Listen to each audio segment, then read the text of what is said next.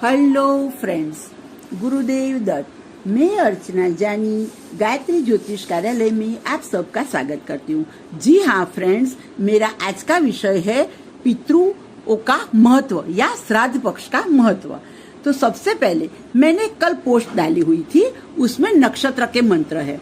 तो जिस व्यक्ति का जो नक्षत्र स्वामी है तो उनके नक्षत्र की उनको हर रोज एक माला करनी चाहिए। उनसे आपके लाइफ में जो प्रोग्रेस अटका हुआ है वो झड़प से हो सकता है। दूसरा एंट्रेंस वो भी था कि उसमें मघा नक्षत्र होता है, तो मघा नक्षत्र का संबंध कहीं ना कहीं पितरों से होता है और उनका स्वामी भी केतु होता है। और राहु केतु शनि सूर्य मंगल के साथ आने से कहीं ना कहीं कुंडली में पितृदोष का निर्माण करते हैं।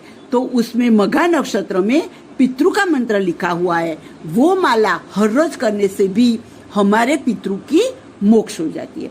हम अब आज के विषय ऊपर आते हैं। तो श्राद्ध पक्ष का अर्थ होता है श्रद्धा अनुसार किए जाने वाला दान, उसे हम लोग श्राद्ध कहते हैं। तो श्राद्ध पक्ष पूर्णिमा से लेकर अमावस्या तक ये 16 दिन को हम पितृमास या श्राद्ध पक्ष भी कहते हैं। वो वर्ष में एक दफा आता है। ये 16 दिन दान पुण्य करने से हमें जीवन में पितृ का आशीर्वाद मिलता है। पितृ का आशीर्वाद मिलने से हमें क्या मिलता है? तो हमारे वंश की वृद्धि होती है और जीवन में सुख शांति बनी रहती है। हर महीने की अमावस्या को भी हम पितृ अमावस्या मान के चल सकते हैं। अगर दान पुण्य करना है पितृ रिलेटेड तो कोई भी अमावस्या के दिन भी हम लोग कर सकते हैं। अगर आपके पितृ की डेथ कई तिथि में हुई है, मतलब उनकी तिथि मालूम नहीं है, तो आप अमावस्या के दिन उनकी श्राद्ध डाल सकते हैं। तो सबसे पहले हमें 16 का 16 दिन श्राद्ध डालना चाहिए। क्यों? क्योंकि 16 तिथियों का अपना खुद का एक महत्व है। मेरे घर में मेरे पापा हमेशा 16 दिन पितृ का श्राद्ध डालते थे। वो चीज मुझे या आज भी मालूम है, लेकिन वो क्यों करते थे, वो उनका रीजन क्या था, वो मुझे अभी अभी समझ में आया हुआ है। क्योंकि वो हमारी संस्कृति भी है और हम करेंगे तो हमारे बच्चे भी आगे जाके ये हमारी संस्कृति फॉलो करेंगे।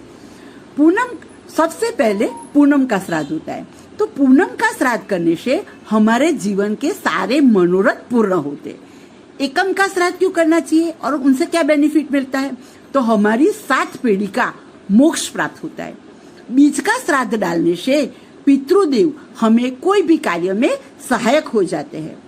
त्रिज का श्राद्ध करने से हमारे माता पिता और पितृ का हमें आशीर्वाद मिलता रहता है।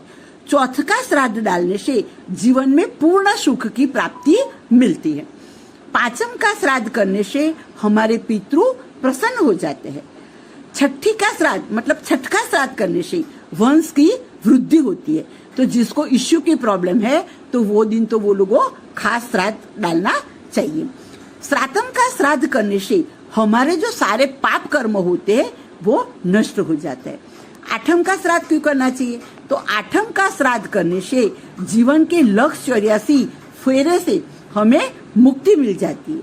नौम का श्राद्ध करने से नारायण यानी कि विष्णु भगवान हम पर सदैव प्रसन्न रहते हैं। दसम का श्राद्ध करने से हमारे 10 दिशाओं का द्वार खुल जाता है, मतलब सारे दिशा से हमें मान प्रतिष्ठा यश और सुख और आर्थिक उन्नति मिलती रहती है।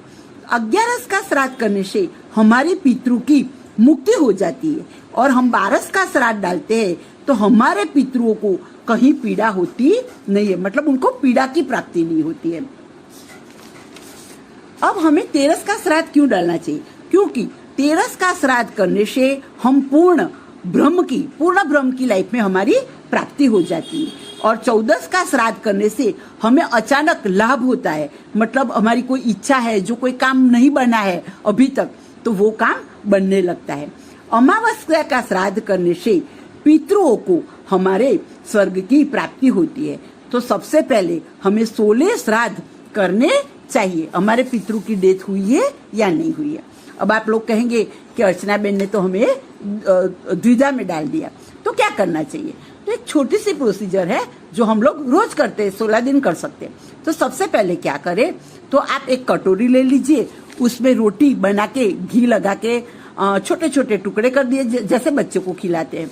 उसमें थोड़ा दूध डाल दीजिए, शक्कर या खांड डाल सकते हैं, थोड़ा घी ले लो और थोड़ा भात ले लो।